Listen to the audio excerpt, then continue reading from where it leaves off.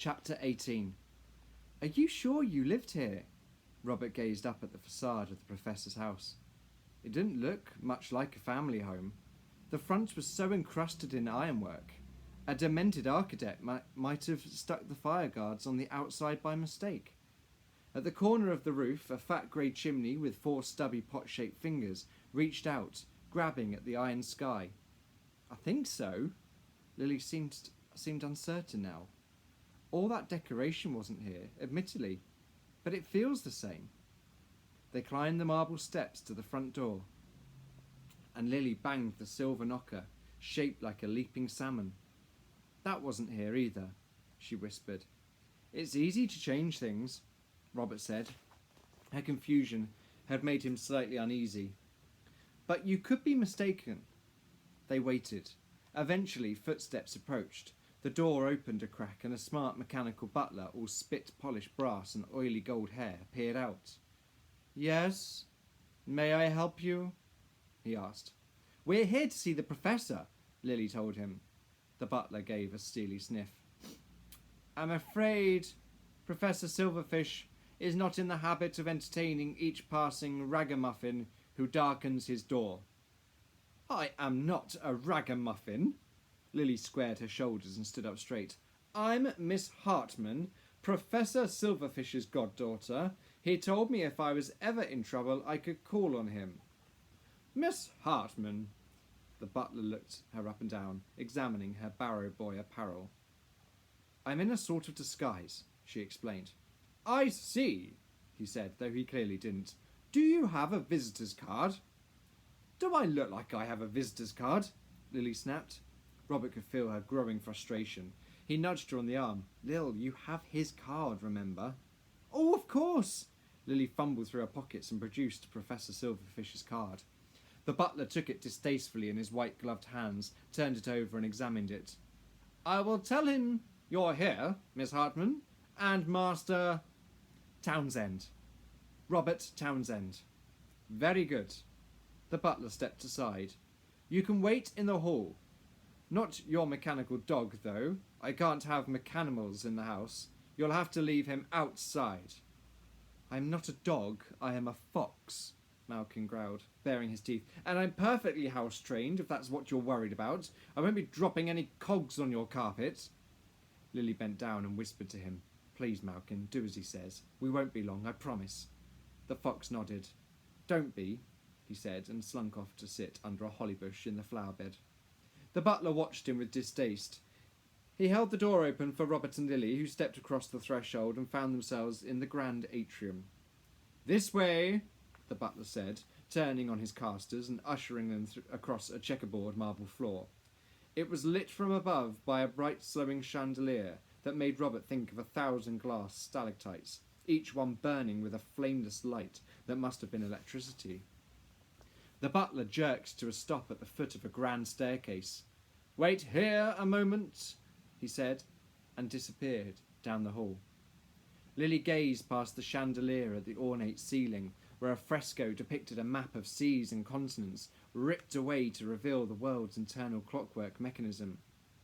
I don't remember any of this, she whispered. The hallway was different. Robert shifted the bundle on his back. The thing is, he said, but he never had time to complete his thought because he was interrupted by a big, expansive voice echoing along the corridor. Show them in, you foolish mech! Oh, never mind, I shall do it. Professor Silverfish appeared from around the corner. He greeted Lily with a warm hug and Robert with an enthusiastic handshake. Master Townsend, a pleasure to meet you. And Lily, so good to see you. I was worried sick after our last meeting, leaving you in the hands of your dour guardian. I felt terrible. I'm sorry. I didn't return and check on you. I meant to, but I've been so unwell. He tapped the centre of his chest, which gave a metal ring. When he leaned forward, Robert saw he had a complex machine attached to his body, under his jacket. How is your heart, sir? Lily asked. Professor Silverfish laughed. Much better now I see you, dear child. But tell me, what on earth has been happening? All sorts of things. Lily shook her head wearily. I still haven't found out what happened to Papa, and I need your help more than ever. Professor Silverfish scratched his head. It's quite the conundrum. Does anyone know where you are? Your guardian? No one, Lily said. Men were chasing us, and we had to run. Awful things have happened, and we're in the most terrible trouble, aren't we, Robert? Come, come! Professor Silverfish put a hand on each of their shoulders. It can't be that bad, surely. I feel certain we can solve your problems. Why don't you join me for a spot of lunch? Nothing seems so bad after a hearty bite to eat. He looked them up and down. But perhaps you want time to recuperate from your journey first, We can eat a little later if you desire. In the meantime, you can have a wash and a rest, and my mechs will find you some clean clothes. What do you think of that plan? Robert nodded. He suddenly felt he would very much like a moment to himself, and perhaps a little sleep. The unfriendly butler led them along the polished parquet of the first floor landing, and showed them to 2 adjoining rooms. You may relax here for a time, he said. Luncheon will be served in an hour. Lily nodded her thanks. Taking her bundle from Robert, she flashed him a reassuring look and disappeared inside her chamber. Robert waited on the landing for a moment, glancing about. The house was overwhelmingly grand. A corridor ran along 3 sides of the mezzanine, above the massive atrium. Behind the hanging chandelier there was another set of stairs at the far end of the hallway that led up to a 2nd floor. It had looked like there was a basement too, for he'd noticed stairs on the ground floor leading down. Momentarily, he wondered if he should go and explore, but there'd be time for that later, after a rest. He could hear Lily wandering about in her room, and he turned and stepped through the door into his own. It was the most opulent chamber he'd ever set foot in.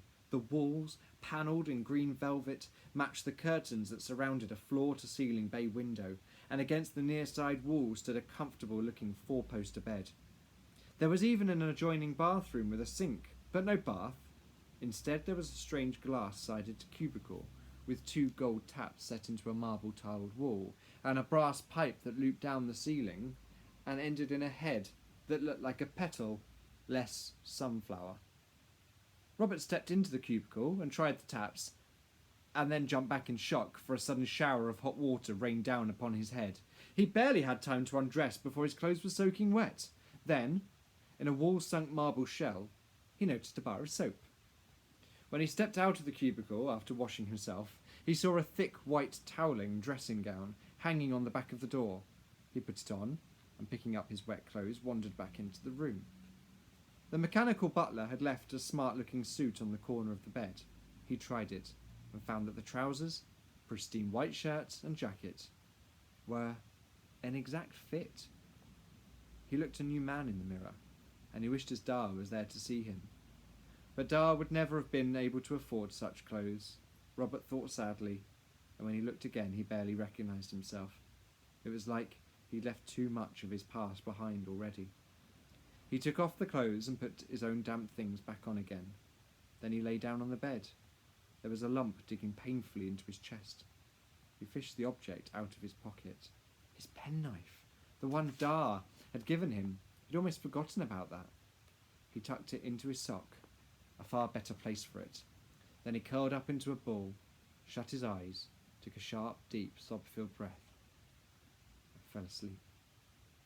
He was woken by the tinkle of a bell somewhere far off, and for a second, as he lay with his eyes closed, he thought it might be his Dar opening up the shop for the day.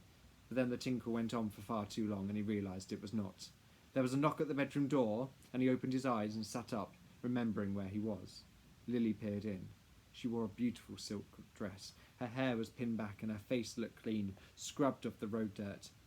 She pushed the door open wide, and he saw that she carried the box under one arm. It was no longer wrapped in its blanket. "You look so different," he said, as he stood and stretched his tired legs. "Is that a new dress? You look pretty." She smiled. "You mean I didn't look pretty before?" "No, don't you think it's odd here?" he asked, changing the subject. "Almost too quiet." She shrugged. "Did you remember anything else about this house, from the old days?" "Not really," she said. "It does seem familiar somehow, but all of that was so long ago. Maybe I was wrong. Maybe it's just this week. Everything from the past being dredged up. Who knows? Still, it's a relief to get out of those dirty clothes, though this is possibly not what I would have chosen." She straightened the front of her dress, then stepped towards him and leaned in. Robert thought she was going to give him a peck on the cheek, but she raised a hand, conspiratorially. "The mechanical maid told me she was sent out to get this from the haberdashers down the road as soon as we arrived. A little too formal, don't you think?" He didn't know what to think. His face felt hot. He brushed the dry sleep from his eyes. "Was that the bell for lunch?" he asked. "I'm starving."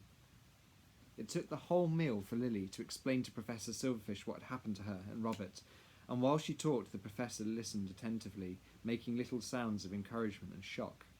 Meanwhile, the shiny mechanical butler whirred softly across the ornately patterned carpet, bringing in endless courses under silver domes and placing them down on the long mahogany table. Robert sipped from a crystal glass full of lemonade.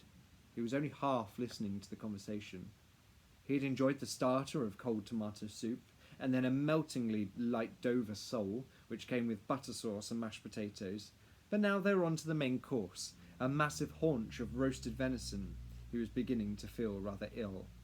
He had trouble working out which of the remaining cutlery he was supposed to be using. He was accustomed to simple meals at home with Dar. Here, he didn't have a clue. And despite all the delicious things he'd eaten, he still could not shake the feeling that there was something odd about the house. Time drifted past too quietly. If any work took place, he wasn't sure what it could be. There were no clocks, he realised suddenly. That's what it was. And the only ticking in the room came from the professor's strange heart. The pudding arrived. A wobbling, jellified, rich chocolate cream, served on a silver platter.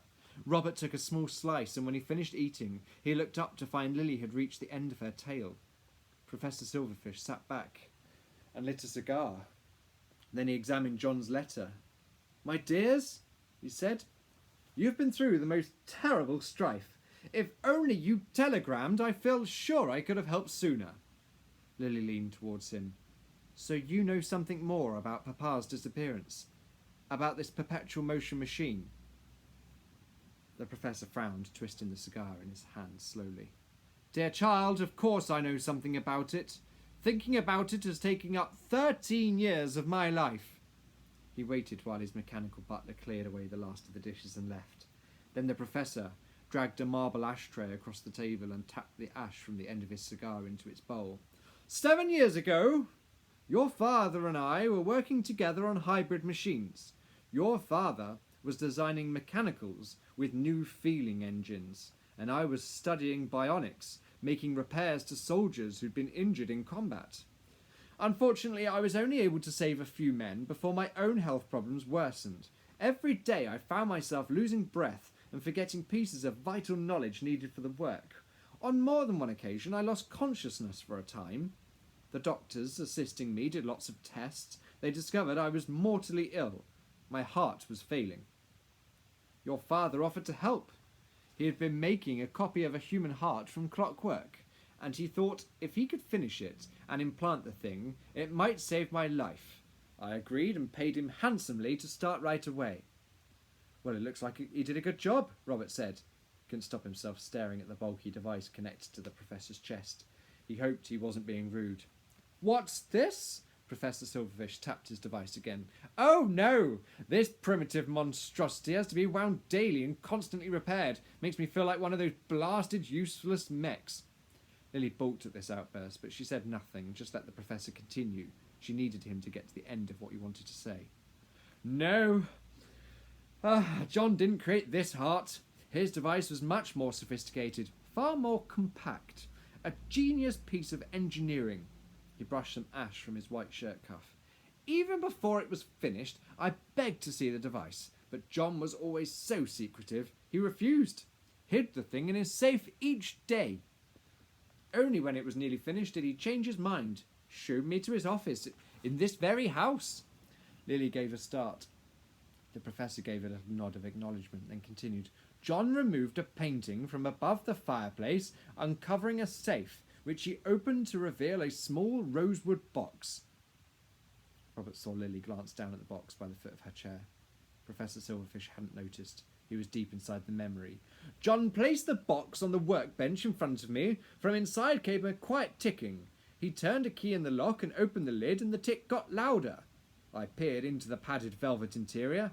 Nestling inside was the completed device, the Cogheart. The Cogheart? Lily whispered. What did it look like? Robert asked. Oh, it was different in appearance from any piece of clockwork I'd ever seen, Professor Silverfish said. Organic and lumpy, like the organs one finds in a butcher's shop, and its surface was pocked with indents and metal vessels. I reached out and took the Cogheart in my hands. It felt cold and heavy, and yet the shape was not uncomfortable. In fact, it fitted perfectly into my palms, almost as if the thing was moulding to my skin, wanting to become a part of me. When I touched a catch on the front of the device, a panel flicked open and I saw the heart contain 4 glass chambers and hundreds of tiny metal cogs turning in unison. At the centre, a glowing red stone emitting a pulsing light. I stared at it in amazement. It was the perfect piece of hybrid technology, an impossible device made real. Better than anything I could have come up with myself. I had so many questions, but your father waved them away. When can I have it? I asked. When will it be mine? Soon, he said, but when I saw him the next day, his face had hardened. What is it? I asked. Problems with the device? No, he said. It's something else, I'm afraid. Simon, I've changed my mind. I cannot give you the Cogheart. Why not? John shook his head. I did some tests and discovered something amazing. This device runs on perpetual motion. It's a perpetual motion machine. I've created the most powerful machine in existence. It will not slow or break or stop. It will not die. I could never put that inside someone. He scratched his beard and looked at me, and his eyes were deadly serious. You see, Simon, I believe I've discovered a way to keep humans alive forever. And that's not something which should make its way into the world. But you made a promise, I said. Surely you'll reconsider. And it did seem for a moment that he was thinking about it, but then he turned his back on me, and I knew he'd made his decision. The proper thing to do, he said, is to destroy the device. You can ask me tomorrow, but I don't think I'll have changed my mind. Professor Silverfish ground out his cigar in the ashtray. Neither of us knew that tomorrow was not to be. Events took a rather different course. What with your mother's accident and your illness, Lily, and then your father went into hiding. I could only assume he did so because he had stolen the Cogheart. In all honesty, I don't think he ever intended to destroy it. In my opinion, he planned to study the thing, to learn more of the secrets of the impossible energy it possessed. There was a long silence, and Robert waited for Lily to speak, but she seemed lost for words. So, that's what everyone's after? He asked finally. What they want from Lilia Malkin and her papa, what they wanted when they came to my dye shop and killed him. Yes, Professor Silverfish nodded. There have been rumours in certain circles of what John was working on at the time. Even his disappearance didn't stop people looking for the Cogheart, but he always kept himself very well hidden. As for myself, I never saw or heard from him again. I was forced to go south, to the continent, for my health, and there I began designing a primitive machine which would help me to survive. When I returned to England last year, I found this old house of yours up for sale. The broker was your father's ex-lawyer, Mr. Sunder. At first he refused to tell me where John had gone, wouldn't let me contact my old friend directly. But after John's airship crashed, I managed to persuade him. And it's a good thing I did, because I see you've brought me the Cogheart. Lily gulped and her face drained of colour as she glanced down at the box. Her godfather was smiling like a cat who caught a bird. Finally, Robert understood why the professor had invited her here. Professor Silverfish stood and took a small key from his pocket. Your father entrusted this to me when I last saw him, he explained. It's for the lock. Lily reached under a chair for the box and put it on the table in front of him. If I give you this, will you help me find him? He nodded. Then you can have it, she said. It's caused my family and Robert's nothing but pain and trouble. Professor Silverfish took a deep breath, put the key in the lock, turned it, and opening the lid, stared at what was inside the box. Then his face fell, and he let out a strange cry. He tipped out the contents, and they scattered across the table. A handful of photographs, a thick braid of hair, a piece of old lace, a wedding ring and a stone. pictures and memories. "Where is it?" he cried. Lily let out a gasp. She picked up one of the photographs. It showed her and her parents standing together outside this very house. "These things belong to Mamma," she said, examining the stone. She turned it over in her hand so that Robert caught a glint of gold swirling creature embedded at its centre. "This is one of her fossils," she said softly. "She collected them, and here's her wedding ring and a braid of her hair and a part of her favourite dress." "Worthless," Professor Silverfish said, staring at the stuff. "All of it!" He brushed the box aside. "Just like you!" Robert felt suddenly sick. Tears were forming in Lily's eyes. She grabbed at her mamma's things, snatching them across the table towards her. "But Papa's letter," she said. "He wrote that we could trust you. You promised help, promised to find him." "And what are promises worth?" Professor Silverfish said angrily. "No, you're mistaken, Lily. The letter was a warning not to trust me, ever." He turned and gave her a strange look. "But because you at least brought me the box, I will do you one last favour. I will allow the meeting your heart desires."